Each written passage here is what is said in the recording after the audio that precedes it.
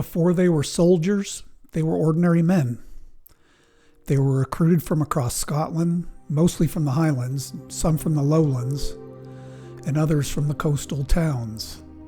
Many came through established clan and regional networks, men drawn from families associated with clans such as the Campbells, Camerons, the Frasers, MacDonalds, the Mackenzies, and others whose names appear again and again in mid-18th century records.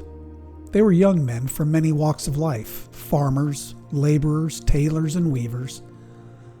Men whose lives were shaped by work, weather, and local obligation rather than imperial ambition.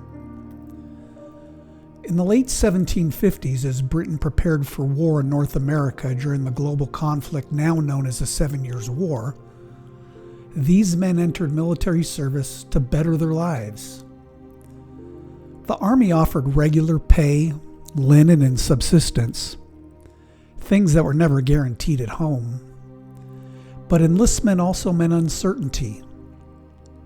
When these men took the king's shilling, they did so without knowing where they would be sent, how long they would be gone, or whether they would ever see their families again.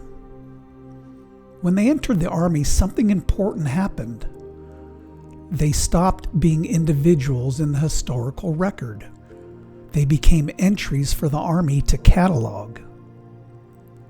Now, this image does not show 4 specific men. It shows a category. A Highland private soldier in mid-18th century British service.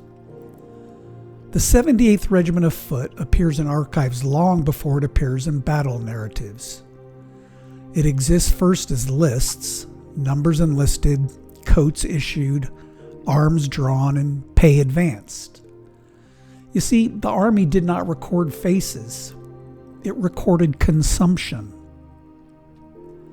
We know what these men wore because cloth was purchased by the yard. We know what they carried because arms were issued by contract and inspected by proof.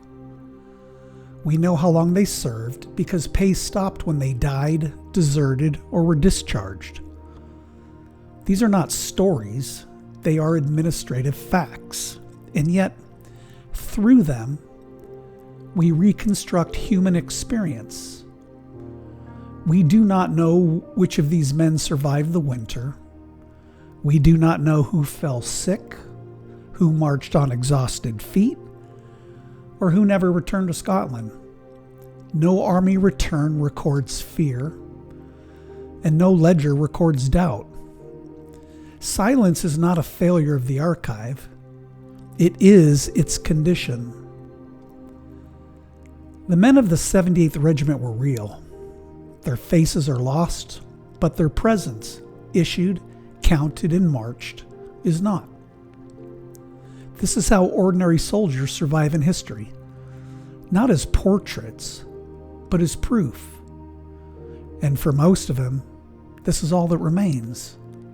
Unless, of course, someone chooses to look closer.